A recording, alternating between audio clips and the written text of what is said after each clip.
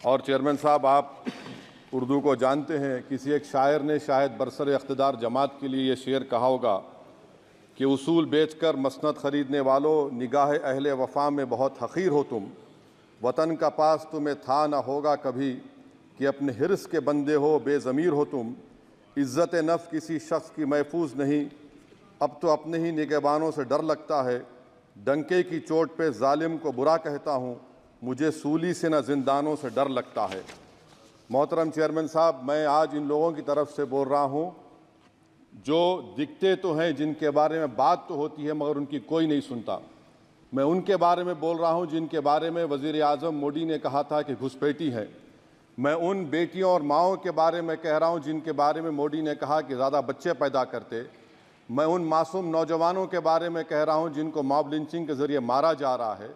मैं उन बेज़ुबान माँ और बाप के बारे में बोल रहा हूँ जिनकी औलाद आज इस हुकूमत के गलत कानून के चक्कर में जेलों में सड़ रहे हैं।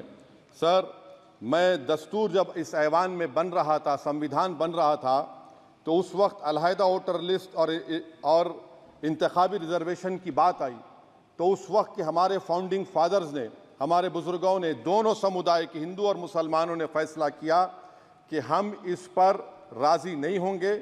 बल्कि उन्होंने क्या कहा था हमारे फाउंडिंग फादर्स ने, उन्होंने मुखालिफत की थी अलहदा वोटर लिस्ट की और इंतखाबी रिजर्वेशन की। उन्होंने कहा था, I quote sir, it is the duty of majority community to ensure that minorities are elected in the representative numbers. BJP मुसलमानों की नफरत पर जीतती है और मुसलमानों के नाम निहाद मसीहा मुसलमानों के 90% ज़्यादा वोट हासिल करते हैं, मगर फिर भी इस ऐवान के दरवाजे नहीं खुलते मुसलमानों के लिए, और सिर्फ 4% मुसलमान जीत कर आते हैं। सर, संविधान सिर्फ एक किताब नहीं है जिसे चूमा जाए, संविधान एक किताब नहीं है जिसे दिखाया जाए, संविधान एक सिंबल भी है, मगर संविधान एक हमारे बुजुर्गों के ख्वाबों की किताब है। हमारे जमहूरियत को हमारे बुजुर्गों ने इस तरह समझा, हमारे फाउंडिंग फादर्स ने इस तरह जमहूरियत को समझा कि इसमें हर समुदाय और मजहब और समाज के मानने वाले लोगों की राय को शामिल किया जाएगा इस मुल्क को चलाने के लिए। मगर इस ऐवान में सिर्फ 4% मुसलमान जीत कर आते हैं। मैं संविधान से जो मोहब्बत के दावे करते हैं उनसे कहूँगा कि कभी उठाकर पढ़ो कॉन्स्टिट्यूएंट असेंबली डिबेट्स में कि नेहरू ने, H.C. मुखर्जी ने, सरदार हुकुम सिंह ने माइनॉरिटीज़ के बारे में क्या कहा था। सर, वतन अजीज़ का मुस्तकबिल कैसा होगा जब बीजेपी मुझे गायब करना चाहती है और दीगर हिज़्ब इख्तिलाफ की पार्टियां के लिए मेरा वजूद सिर्फ वोट डालना और अपनी खबर में जाकर सो जाना है। इसीलिए आप देखते हैं कि समाजी इंसाफ है सर कि 4% मुसलमान जीत कर आते हैं। सर, इस ऐवान में ओबीसी समाज के एमपी अब अपर कास्ट के एमपी के बराबर हो चुके हैं। ओबीसी समाज के एमपी अब अपर कास्ट एमपी के बराबर हो चुके हैं और 14% मुसलमान सिर्फ 4% जीत कर आते हैं। CSDS का डेटा ये बताता है कि इस मुल्क में जो वोट बैंक है, जो एक मुश्त वोट डालता है, वो अपर कास्ट का है। मुसलमान का कभी ना वोट बैंक था ना कभी रहेगा। सर, 4 जून के बाद 6 मुसलमानों की मॉब लिंचिंग हुई।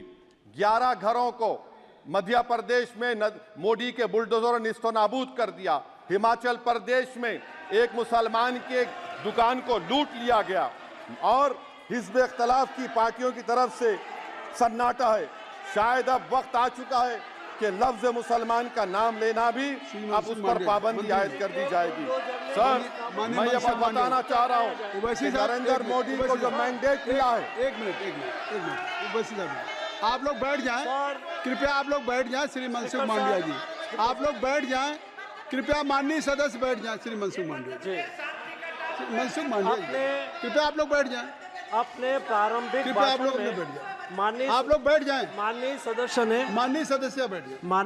सदस्य ने अपने प्रारंभिक भाषण में जो शब्द प्रयोग करा है उसको ऑथेंटिकेट करा जाए। और अभी उन्होंने उल्लेख करा कि मोदी के बुलडोजर ने वहाँ मॉब लिंचिंग करा है, उसको भी ऑथेंटिकेट करा जाए। निश्चित तौर से इसको ठीक है। उवैसी साहब, जब भी कोई बात नहीं सर, आप चेयर पर बैठे हैं जी, इसलिए आप मंत्री जी को पेट में दर्द हुआ, माशाल्लाह, शुक्रिया उनका। नहीं, तो सर मैं ये बोल रहा था, जवाबदेही है। ये नहीं मंत्री इससे की बुरी जवाब बात क्या है? पेट में दर्द हो सकता है। वो दर्द ये सब ठीक अच्छा, है। दर्द हुआ, चलिए दर्द हुआ, दिल का दर्द हुआ। तो सर, जो नरेंद्र मोदी को मैंडेट मिला है वो सिर्फ और सिर्फ मुसलमानों की नफरत पर हिंदुत्व की वजह से मिला है। I would like to say it is not Modi's in dock, but every single person voted him despite his anti-Muslim voice. And I would like to tell the opposition parties, this is not a moral victory for you. This is a victory of majoritarianism. Everyone should contemplate and do introspection. Why is it that the OBCs and the upper caste are getting their due representation? Why are the Muslims not getting? Are we here only to vote for you and not to get elected? If that is the case, please tell us that we are only here to vote for you. Sir, आज भारत के आधे नौजवान बेरोजगार हैं और रोजगार की तालाश, बेरोजगारी का आलम यह है सर कि मोदी सरकार के 5 साल में 75 लाख एस्पिरेंट्स की जिंदगी बर्बाद हो गई, 6 पेपर लीक हुआ। बेरोजगारी का आलम यह है सर कि रशिया जा रहे हैं, वहां जाकर अपनी जानों को दे रहे हैं। बेरोजगारी का आलम यह है कि नरेंद्र मोदी रोजगार का कैंप चलाती है नौजवानों के लिए कि तुम इजराइल में जाकर काम करो, उनको कैनन फॉडर बना रही है ताकि फलस्तीनियों की जायदादों को हड़प कर सके। ये भी कंक्लूड कर। अरे सर, मेरा टाइम है। कहाँ टाइम है सर? आप ये टाइम ले लिए मेरा। सर, मैं 2 मिनट दीजिए। ये विश्वगुरु की पॉलिसी है। इजराइल को 27 टन हथियार जा रहा है। 9 मिलियन भारत के लोग गल्फ में काम करते हैं। क्या असर पड़ेगा? 47,000 इजरायली फलस्तीनी मार चुके हैं। क्या है हमारी पॉलिसी सर? क्यों हथियार दे रहे हैं सर? नस्लकशी हो रही है। सदर जमहूरिया के खुतबे में राष्ट्रपति के सर, मैं उसी पे बोल रहा हूं सर, उसमें लिखा हुआ है फॉरेन पॉलिसी के ऊपर, आप पैराग्राफ नंबर 25 देख लीजिए। सदर जमहूरिया में सैचुरेशन अप्रोच है। क्यों नहीं मोदी सरकार माइनॉरिटीज को फ्री स्कॉलरशिप को डिमांड करती है सर? उसको आपने बजट कम कर दिया।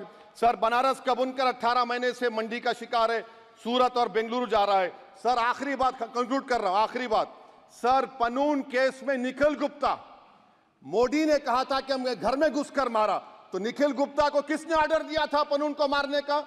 अगर नहीं दिया तो उसको बचाइए, और अगर दिया नहीं तो फिर उस पर पीएमएलए क्यों नहीं लगाते? और सर समाप्त करो। कमेटी बनाई आपने, उसका क्या हुआ? सर, हम एससीओ को नहीं जा रहे।